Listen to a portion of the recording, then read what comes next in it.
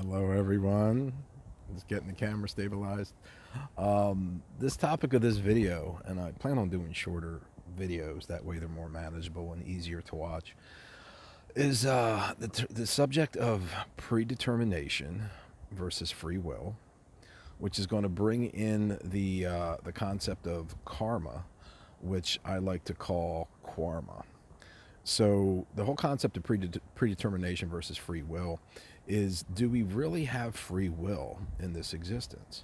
Do we have the ability to have freedom in what we choose? Or is everything kind of predetermined? Is everything more about, what we chose to experience in any lifetime before we ever chose to incarnate in? And the answer to those questions is yes, which means from a quantum perspective, I love quantum, as haven't figured out yet, you will soon. And the concept of quantum, time in our existence is not the way that it is perceived or the way that it is played out in our life. So without the concept of time, and to me, time is just a location of two objects in relationship to each other in our universe.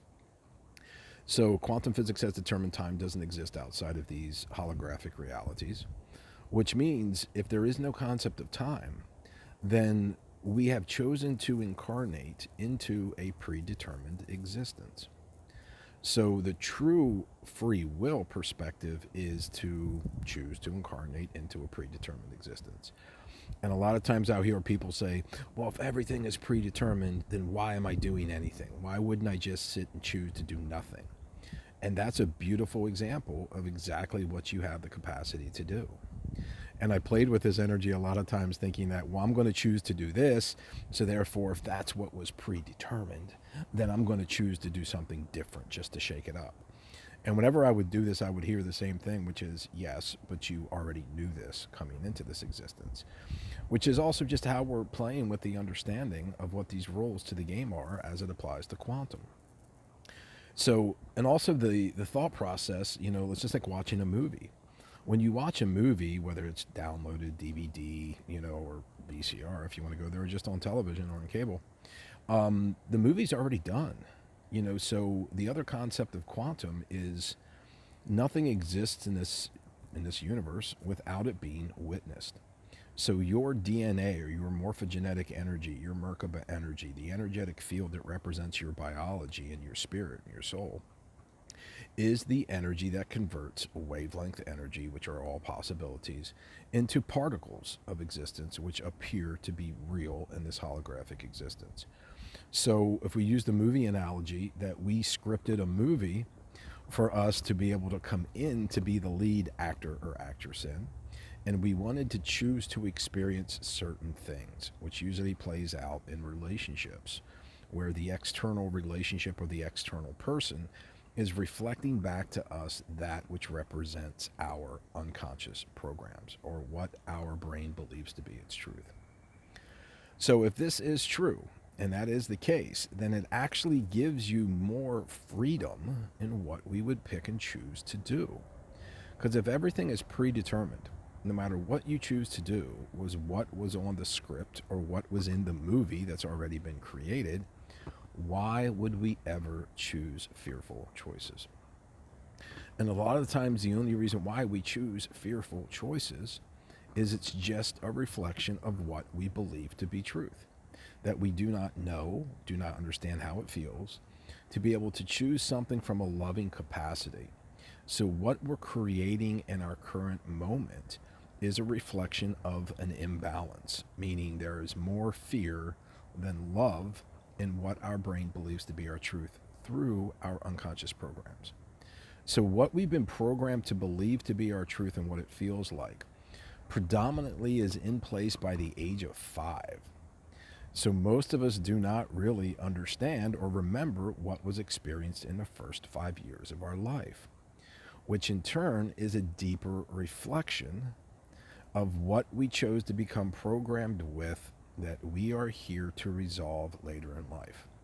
So in order to resolve something later in life, something that is imbalanced, it needs to be imbalanced for it to convert wavelength to particle.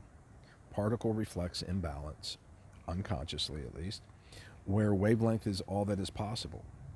So we get programmed with these imbalances of more fear than love, and then we continually create these situations in our life after the age primarily of 16, to where your brain is more formulated, to where we have a cerebral cortex and our ability to cognize and to reflect upon what we choose and what happens. So to me, those deeper programs in the first 5 years of our life are imbalanced programs that will create external situations for us later in life to just understand what love is. So to me, Earth, if you want to call it Earth, this earthbound existence to me is hell. This is where fear resides. The energy of fear keeps us bound to this earth existence until we're able to find love in the face of fear. I love to keep things simple. So to me, the purpose of all life is to find love in the face of fear. So when we're able to find that love in every situation that is a reflection of imbalanced more fear than love, it allows us then to understand a different aspect, a different choice than what we have had before. And then by choosing that love, it reinforces a new neural pathway that really allows us now to understand this new aspect and to see both sides, the loving and the fearful aspects of any situation, in the hopes that next time, or the current situation, that we are able to choose love, which in turn would just keep that balanced energy in place. Now, in terms of karma, karma is the perspective that we have past lives, which we tend to believe, because of the illusion of time, that we have already lived all of our past lives and that all of our future lives are still yet to be experienced. But with that aspect of time not existing, we are in all of our lifetimes simultaneously, which is why I like to call it Quarma, or quantum karma. There's way more energies that are going on horizontally in all of our experiences, especially if we are the same age in all of our experiences simultaneously. But we're currently only being able to experience a certain fraction of our soul energy through the biology of these biological bodies in this one lifetime. So the bigger perspective with this is to realize that we're probably playing out way more energies quantumly, in a horizontal fashion in all of our incarnations, versus the vertical life of the body that I would call Fred. So it's just a deeper concept and a deeper perspective to look at why we're here. And when you realize this and you understand the deeper constructs of the game of what quantum and this holographic earth and universe are, it really allows us just to take things a little bit lighter and just to realize that we're just here to find love. So whenever we have these fearful imbalances coming up, just view it as your own 3-4-year-old self, 3 or 4-year-old child that has been programmed with something imbalanced of pain or fear. So it also gives us more compassion for ourselves through these perspectives, which then also allows us to be able to view ourselves externally through this without the emotional attachment of the fear, which can help us be able to find a loving choice that we may not know was there before, because our brain just never experienced it yet. So we're here to bring in that loving experience to balance out these beautiful unconscious programs, which in turn would just allow us, the next time these moments come up that we create, to be able to choose love in the face of fear. So I hope this provides a little bit of clarity, and of course there could be a lot of questions, and any questions, feel free to send them to me, either through this website or through my email, fredsalzman@yahoo.com, or fredsalzman44@gmail.com.